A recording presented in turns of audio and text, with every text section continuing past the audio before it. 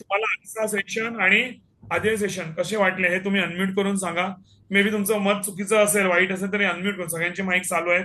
Okay, इकडे जवळपास 80 काल सर तुम्ही बोलून गेलेला लोन घेऊन त्याचा कसा फायदा करता येईल सांग असं बोलले. ते हा मला ते बोलले ते. ते ते आपण सर आपण आपल्या म्हणजे पुढे पुढे सेशन्स येणार त्याच्याविषयी आम्ही मगाशीच बोलला तुम्हाला लोन पण कव्हर करायचं आपल्याला.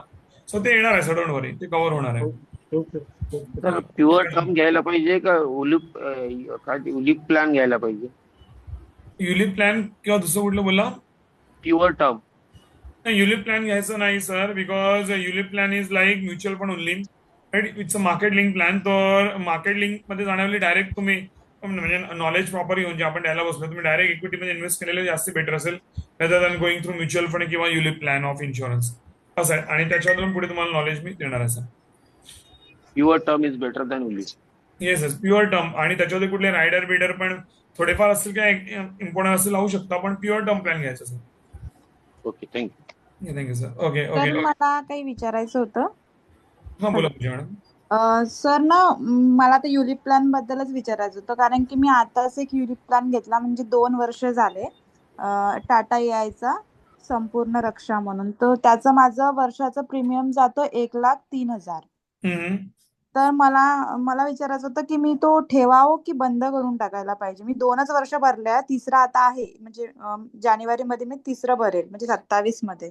अच्छा, शॉर्ट मध्ये सांगा मॅडम की तो किती लॉकिंग वर्ष भरायचं आहे आणि किती बा वर्षांनी काय मिळणार आहे, शॉर्ट मध्ये सांगा. 12 वर्ष नाही. भरायचं आहे सर. हा. आणि त्यानंतर मार्केट बेस्ड वर आहे तो, तर त्याला काही 24 लाख वगैरे म्हणत होते. 12 वर्षानंतर तुम्ही पैसे काढू शकता, पण ते मार्केट बेस्ड आहे की ते किती येईल, म्हणजे एक्झॅक्ट व्हॅल्यू त्यांनी म्हणजे 24 लाख पर्यंत सांगितले, पण इतके भेटेल याची गॅरंटी नाहीये. ते 15-16 लाख चे पण काही भेटतील. ओके, मार्केट लिंक आहे. हो सर. अच्छा, हा, मार्केट पण तो लिंक. 5 वर्ष लॉकिंग पिरियड असेल. 5 वर्षाचा तो लॉकिंग करता येणार पिरियड आहे नाही समजा सर. तर त्यांना. ते नाही, 3 वर्षाचा लॉकिंग पिरियड आहे त्याला. तर हो, तर तुम्ही आता बंद जरी केले तरी त्याचे हा. पैसे तुम्हाला 3 वर्षानंतर मिळतील. तुमचं फक्त भरणं बंद होईल. अच्छा लॉक इन असतं, लॉक इन पैसे असतं. तुम्हाला 3 वर्ष. अच्छा, म्हणजे मी 3 वर्ष नाही, आता जर नाही भरले तरी मला पैसे 3 वर्षांनी मिळतील. Complete Yes. भरायलाच पाहिजे. ते तुम्हाला बोलून घ्यावं लागेल त्यांची काय म्हणजे त्यांचं काय टर्म्स आहेत ते. फक्त मॅडम लक्षात घ्या, मार्केट लिंक जे आहे ते मार्केटवरती डिपेंडेंट आहे की बाबा ना किती वर जाईल खाली जाईल त्याचं काही हा गॅरंटी हा, देऊ नाही शकत. गॅरंटी पण नाही देऊ शकत. पण पण लक्षात घ्या की तुम्हाला फिक्स रिटर्न म्हणजे म्हणजे काही फिक्स रिटर्न काय प्रॉमिस केलेत का त्यांनी?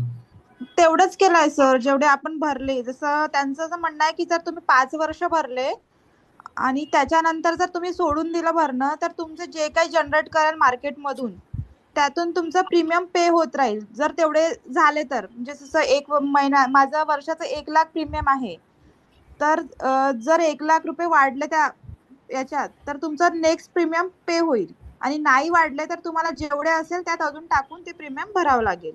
ते तर आहे, ते लोक ते तर आहे, पण ते काय शेवटी जर त्याच्या गोष्टी आहेत मार्केटवरती डिपेंड. मार्केट म्हणजे त्याच्यात कॅल्क्युलेटर रिस्क येते, गॅरंटेड आपण नाही देऊ शकत, म्हणजे ती लोक देऊ हा. नाही शकत, राईट. हम्म. तर तसं आहे, तर त्यामुळे म्हणलं ना ते रिस्क कामच आहे. आणि ते हे मार्केट लिंक पॉलिसी टाकणारे थोडेफार ते म्युच्युअल फंड टाकले असते तर परवडलं असतं, असं हा. माझं मत आहे. सो आणि तुम्ही जर अभ्यास करा त्याच्यात गॅरंटी म्हणजे ती लोक काय बोलतात त्याच्यावर ट्रस्ट नाही ठेवायचा मॅडम. तर तुम्ही पेपर मागून घ्या, पेपरवरती ऑन पेपर काय लिहून दिलंय ते इम्पॉर्टंट आहे. ती लोक पॉलिसी अच्छा. त्याला काही बोलतील आणि नंतर मग तुम्हाला कळेल अरे हे तर सगळं नाहीच आहे, कारण तो ना ते काय ऑन रेकॉर्ड नसेल, पण ऑन पेपर जे लिहिलं ते ऑन रेकॉर्ड असतात, विच यू कॅन क्लेम. म्हणजे तुम्ही हा. ते लिगली क्लेम करू शकता की मला लिहून दिलंय म्हणून, हा. राईट. हा. काय लिहून दिलंय त्याचा अभ्यास करा मॅडम. आणि तुम्हाला मी आता बऱ्यापैकी नॉलेज दिलेलं आहे, हा. हो सर. त्यावर तुम्ही स्वतः डिसाईड कराल की तुम्हाला काय केलं पाहिजे, राईट. अच्छा sir. Sir thank you sir. Yes yes yes, welcome madam, welcome madam. Sir Ramesh बोलतोय सर. मी बोला रायगड. सर, बोला बोला बोला सर. हा सर. या सेशन बद्दल जे तुम्हाला सांगायचं होतं की तुम्ही कॅमेरा चालू केला तर मी बरं होईल सर. तुम्ही आपण भरपूर बोलतो पण. Sir right now not able to open camera please, अच्छा, नो प्रॉब्लेम, बोला. बिकॉज इन हा. तर जे आता जे सेशन तुमचे जे अटेंड केलेले आहेत आणि प्लस मी रेकॉर्डिंग सेशन पण मी ऐकतोय. माझे ऑलमोस्ट 11 सेशन रेकॉर्डेड झालेले आहेत ऐकून. आणि ग्रेट मी जे ग्रेट. सॅटर्डे संडे हे करतो, सर्व नोट्स पण काढलेले आहेत. की जसं पहिल्या सेशन मध्ये मी तुम्हाला सांगितलेलं होतं की एंजल वनचं जे ऍपचं तो विनीत अग्रवाल, तो रमेश आहे, मी पुण्यातनं बोलतोय मी. तर ह्या सेशन बद्दल जे आहे की जसं की तुम्ही LIC इन्शुरन्स हे ते ऑलरेडी सगळं मी विड्रॉल केलेलं आहे. म्युच्युअल फंड पण विड्रॉल केलेलं आहे. ओके. आणि मी तुम्हाला समक्ष ऑफिसमध्ये येऊन पण भेटणार आहे की नक्की भरपूर नक्की. काही लॉसेस पण घेतले मी. अरे आणि ते बापरे. आता लॉसेस पण म्हणजे जे झालेले ते माझ्या चुकीने झालेले आहेत की बिकॉज ऑफ मला यातलं क्लिअर कट नॉलेज जे होतं ते असं मिळालेलं नव्हतं. आणि मी याच्या आधी क्लासेस केलेले होते पण त्यातनं असं क्लिअर कट मला डीपली नॉलेज मिळालं नव्हतं. जसं पोर्टफोलिओ शेअर केला तुम्ही, हे केलं, हाऊ टू डू ट्रेड, हे ते सगळं. तर आता मी तुमच्या with the help of you I will be start new journey at the age of 50 to become a billionaire in a short term. नक्की नक्की नक्की okay, 100%. Thank you so much sir, thank you. धन्यवाद सर. धन्यवाद sir. Thank you sir. Thank you very much for such a great hello. Comment. Thank you sir. बोला बोला sir. प्रकाश sir बोला. एक प्रकाश सरांचा मी लास्ट घेतो मी.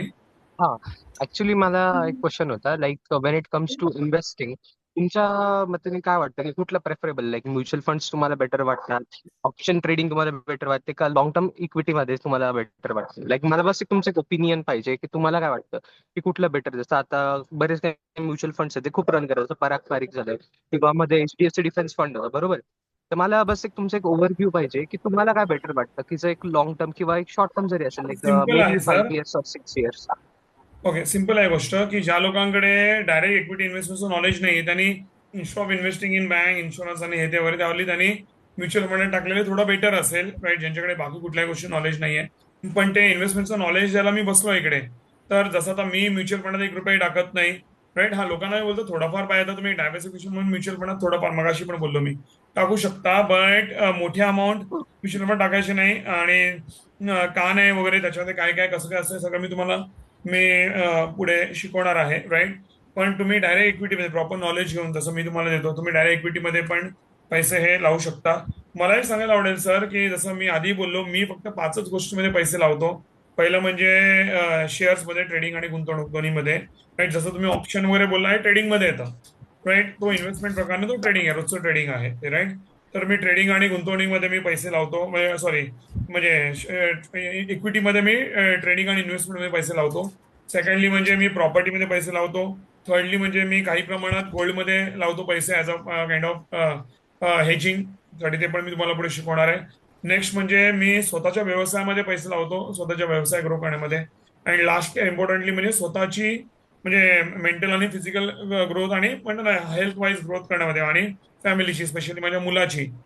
जसं मेंटल ग्रोथ करायला ना कुठलेही असेल, किंवा हेल्थ फिट ठेवायला काय काय लागेल त्याच्यात मी पैसे इन्व्हेस्ट करतो, राईट. तर ह्या 5 गोष्टी मी पैसे लावतो आणि त्यामुळे मला चांगली प्रगती मिळते. बाकी बँका, mutual fund, insurance, BPI, bond, post office आहे ना, बाकी हे सगळ्या गोष्टी IT म्हणा ना, काय म्हणा ना, ते त्याला मी 0 व्हॅल्यू देतो, म्हणजे माझ्यासाठी ते काही नाही. आणि त्यामुळे मी चांगला बऱ्यापैकी आयुष्यात मोठा होऊ शकतो सर, असं आहे. ओके, बट जेव्हा मी आता लाईक 2-3 दिवस अगोदर मी रिटर्न्स कॅल्क्युलेट करत होतो, तर जेव्हा मी गोल्ड आणि MF चे जेव्हा बघितले ना, तर कम्पॅरेटिव्हली जे म्युच्युअल फंड्स होते याचे रिटर्न्स खूप जास्त होते. कारण बट ऑब्विसली की ते कंपाऊंडिंग वर काम करतात. तर तुम्हाला काय वाटतं त्यावर, की लाईक गोल्ड का बेटर आहे as compare to mutual fund? कारण returns Let me but tell you. Obvious आहे की म्युच्युअल फंडचे जास्त आहेत. नाही, तर आता आहे ना, आपले सगळे सेशन झाले नाहीत म्हणून तुम्हाला ते कॅल्क्युलेशन नाही कळत आहे. सो मी लक्षात घ्या, म्युच्युअल फंडला मी रिप्लेस करतोय डायरेक्ट इक्विटीशी. लक्षात घ्या की म्युच्युअल फंडचा एक वेगळा रोल आहे, गोल्डचा एक वेगळा रोल आहे. कळलं का? मी गोल्डमध्ये इन्व्हेस्टमेंट करून मी श्रीमंत नाही बनत आहे. पण गोल्ड मी काय म्हटलं, इन्व्हेस्टमेंट नाही, मी काय म्हटलं, हेजिंग प्रॉडक्ट आहे. बोलताना बोलतो मी इन्व्हेस्ट करतोय, पण it's a hedging product, it's not a investment product, it's a hedging product. Gold is a, आणि हेजिंग करताना आपल्याला मॅक्झिमम 5 to 8%, म्हणजे समजा माझ्याकडे जे काय पैसे, समजा एक्झाम्पल 1 लाख रुपये, त्यातनं जास्तीत जास्त 5 ते 8% जास्तीत जास्त मी गोल्डमध्ये लावतो, त्याच्यावर जास्ती लावायचे नाहीये. आणि मग ते तेवढे का लावावे, म्हणजे त्याच्या मागचं लॉजिक काय आहे, म्हणजे म्हणजे भलेही ते म्युच्युअल फंड पेक्षा कमी रिटर्न्स देतात तरी पण गोल्डमध्ये का लावावे, हे सगळं मी तुम्हाला पुढच्या सेशनमध्ये शिकवणार आहे. की ते म्हणतात नुसतं रिटर्न रिटर्न रिटर्न इम्पॉर्टंट नसतात, तर आपल्याला पोर्टफोलिओ बॅलन्स करणं, रिस्क मॅनेज करणं, की बाबा देवना करो, मी समजा इक्विटीमध्ये, प्रॉपर्टीमध्ये वगैरे कुठे पैसे लावले असतील, मार्केट डाऊन झालं, इकॉनॉमी डाऊन झाली, तर मला कुठेतरी रिकव्हरी पण पाहिजे. राईट. सो त्याच्यासाठी आपल्याला हेच करावं लागतं, so that it would be a balance portfolio. जसा आजच्या डेटमध्ये मला सांगायला आवडेल की आज इकॉनॉमी वरखाली झाली, मार्केट वरखाली झालं, काही झालं तरी मला एवढा फरक नाही पडणार, कारण मी प्रॉपर वेल डायव्हर्सिफाईड पोर्टफोलिओ ठेवलाय आणि त्यामुळे मला म्हणतो ना, मला काही फरक एवढा पडणार नाही. सो ते आहे सर, तर ते सगळं मी तुम्हाला पुढे शिकवणार आहे. आणि जसं मी तुम्हाला म्हटलं की भले म्युच्युअल फंड तुम्हाला गोल्ड पेक्षा जास्त रिटर्न देतं, पण डायरेक्ट इक्विटीपेक्षा तुम्हाला फार कमी रिटर्न देतं, कारण तो मध्ये एजंट आहे, दलाल आहे, राईट. असं आहे. आणि त्याच्यामागचे रिझन काय आहेत आणि काय करायचं काय नाही करायचं सॉरी, हे सगळं मी तुम्हाला पुढे नेक्स्ट सेशनला मी प्रॉपरली शिकवणार आहे sir. Okay sir. Okay okay चालेल. Thank you so much. Okay, thank you thank you sir, thank you sir. अच्छा, तर आपण मी क्वेश्चन्स जे आहेत, आता काय बाकी क्वेश्चन्स राहिलेले असतील, ओके, ते मी नेक्स्ट सेशनला घेतो. Thank you everyone for all your patience. Okay, आणि